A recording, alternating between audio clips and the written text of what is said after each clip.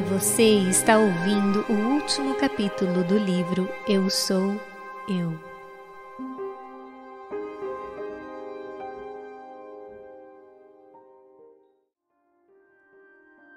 O reino de Deus não vem com a aparência exterior, nem se pode dizer ei-lo aqui ou ei-lo ali, porque o reino de Deus está dentro de vós.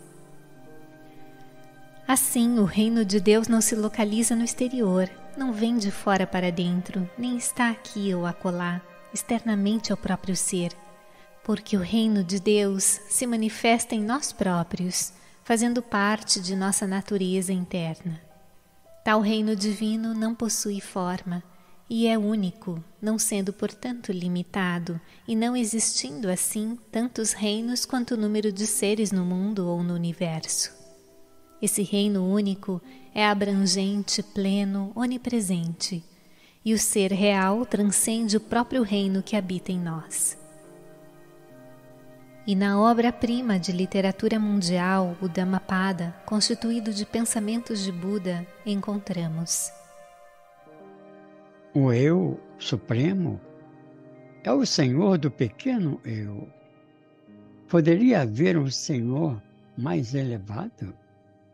Quando o homem domina bem o seu pequeno Eu, ele encontra um Senhor que é muito difícil de encontrar. Cabe aqui, abrindo parênteses, uma experiência de grande significado espiritual que tivemos junto ao querido Hermógenes, em meados da década de 90. Participávamos de um congresso da Organização Internacional Shri Sathya Sai do Brasil, em um hotel fazenda, e de nossa parte tínhamos uma palestra que aconteceria como última atividade antes do horário do almoço. E durante a nossa palestra, começamos a observar que algumas pessoas que a assistiam estavam ficando tocadas com a mensagem de Sai Baba que procurávamos passar, e algumas enxugando as lágrimas, emocionadas. Ao final de nossa fala, percebendo nos corredores algumas pessoas ainda emocionadas, dirigimos-nos ao refeitório, pois chegara o horário de almoço. Entrando no refeitório, fomos nos dirigindo para alguma mesa vaga, e ao passarmos calmamente próximo à mesa onde estavam Hermógenes e a esposa Maria, ele suavemente segurou nosso braço e disse a seguinte frase, da qual não mais nos esquecemos: Moacir, obrigado por você não ter atrapalhado. Naquele momento, sentimos um certo impacto de inesperado, pois ainda estávamos sob o efeito das vibrações da palestra e ainda nas nuvens. E Hermógenes simplesmente nos dizia: obrigado por você não ter atrapalhado. Aos poucos suas palavras passavam a nos chamar à realidade de modo objetivo, direto, sem nenhuma ilusão nem fantasia, colocando-nos com os pés no chão e com uma visão mais coerente com a realidade. Na verdade, ele nos dizia apenas em poucas palavras que simplesmente não havíamos atrapalhado, que o Moacir, pessoa, não atrapalhara o fluir do divino. A pessoa Moacir, veículo, havia permitido, mesmo que não plenamente, que o divino se manifestasse através dele. E normalmente o que acontece é justamente deixarmos que o ego barre, que ele sirva de entrave, de obstáculo, ao jorrar da mensagem divina, da mensagem do real ser, imanente em nosso íntimo. Tais palavras de Hermógenes simplesmente nos traziam a realidade, colocando-nos atentos para a necessidade de nos esvaziarmos e não mais atrapalhar. E tal experiência, entendemos, pode servir de grande benefício para muitos, como foi para nós próprios. E isto nos faz lembrar do conto em que um sábio recebera a visita de um pandite, um homem erudito.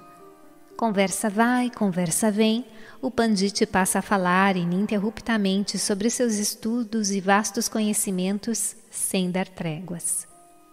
Após algum tempo, sem que o erudito interrompesse a narrativa de suas infindáveis proezas e conhecimentos, o sábio oferece uma xícara ao erudito e começa a colocar chá na mesma. E enquanto o erudito permanecia em suas incessantes citações, o sábio começou a colocar chá na xícara, que começou em pouco tempo a transbordar. O erudito chama a atenção do sábio, dizendo que a xícara estava transbordando. No que o sábio lhe responde dizendo: assim está você também, transbordando de tal modo que não há mais espaço para nada. E Sai Baba diz: venham com as mãos vazias. Se elas já estiverem cheias de coisas inúteis, como poderei enchê-las da graça divina? Ainda como ilustração, existe também um conto em que vários homens estavam sendo transportados em uma canoa conduzida por um canoeiro de origem muito simples. Entre os passageiros havia um pandit, um homem erudito de muita cultura. Para passar o tempo e mostrar sua cultura, o pandit iniciou conversa com o canoeiro. Você já leu os Upanishads? Não, senhor, não li. Não leu? Pobre homem, 1/4 da sua vida foi desperdiçado. Mas você leu o Bhagavad Gita? Não, senhor, não posso dizer que tenha lido. Então, metade da sua vida se foi. E os 6 sistemas de filosofia derivados dos Vedas, você os leu? Temo dizer que não os conheço também, senhor. Não ouviu falar deles? Então, meu amigo, 3/4 da sua vida foram perdidos. Ei, o que está acontecendo agora? Nisso, uma tormenta muito forte, com violentos ventos, fazia o barco balançar fortemente. E o Pandit, o erudito, diz apavorado: ei, o barco, ele está... E o canoeiro, homem simples e prático, clama: é uma tempestade muito forte e não consigo controlar o barco. Ele vai virar. Pulem na água e nadem até a margem. Bom senhor, diz ele para o erudito, espero que saiba nadar. Não, eu nunca na minha vida aprendi a nadar. O senhor nunca aprendeu a nadar? Então, a sua vida inteira está perdida, senhor Pandit. E o conto é concluído com a moral da história. O conhecimento derivado de livros apenas não é suficiente. Deve-se adquirir também a aprendizagem prática, e a aprendizagem que leva à sabedoria, ao autoconhecimento.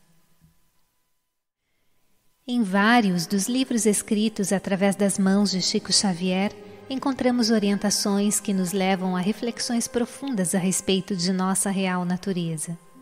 Por exemplo, no livro Nosso Lar, no capítulo 44, escrito no ano de 1943, nós temos: considere as criaturas como itinerantes da vida. Alguns poucos seguem resolutos, visando ao objetivo essencial da jornada. São os espíritos nobilíssimos que descobriram a essência divina em si mesmos, marchando para o alvo sublime, sem vacilações. O dever cumprido é uma porta que atravessamos no infinito, rumo ao continente sagrado da união com o Senhor. Podemos entender que essa união com o Senhor corresponde a uma união consciente, ou seja, a conscientização da união ou unidade que já existe, que já é uma realidade, embora não consciente até o momento. Também no livro Nosso Lar, em seu prefácio, nós temos: a vida não cessa. A vida é fonte eterna. E a morte é o jogo escuro das ilusões. O grande rio tem seu trajeto antes do mar imenso. Copiando-lhe a expressão, A alma percorre igualmente caminhos variados e etapas diversas. Também recebe afluentes de conhecimentos aqui e ali. Avoluma-se em expressão e purifica-se em qualidade antes de encontrar o oceano eterno da sabedoria.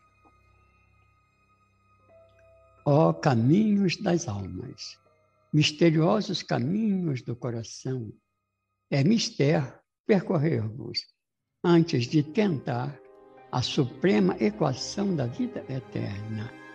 É indispensável viver o vosso drama, conhecer-vos detalhe a detalhe, no longo processo do aperfeiçoamento espiritual. Podemos entender que o percorrer-vos diz respeito à busca, à autoindagação que nos leva ao autoconhecimento, conhecimento de nossa verdadeira natureza, o conhecer-vos detalhe a detalhe. A seguir, mais alguns ensinamentos em torno do tema através de Chico Xavier. A vida renova, purifica e eleva os quadros múltiplos de seus servidores, conduzindo-os vitoriosa e bela à união suprema com a divindade. De Emmanuel, no prefácio do livro Obreiros da Vida Eterna. Até que nos transfiramos de residência, aptos a deixar, em definitivo, o caminho das formas, colocando-nos na direção das esferas do Espírito Puro, onde nos aguardam os inconcebíveis, os inimagináveis recursos da suprema sublimação. Do livro Entre a Terra e o Céu, capítulo 21. Amor e sabedoria são as asas com que faremos nosso voo definitivo no rumo da perfeita comunhão com o Pai Celestial. Do livro Nos Domínios da Mediunidade, capítulo 13. Quanto mais céu interior na alma, através da sublimação da vida, mais ampla incursão da alma nos céus exteriores, até que se realize a suprema comunhão dela com Deus, nosso Pai.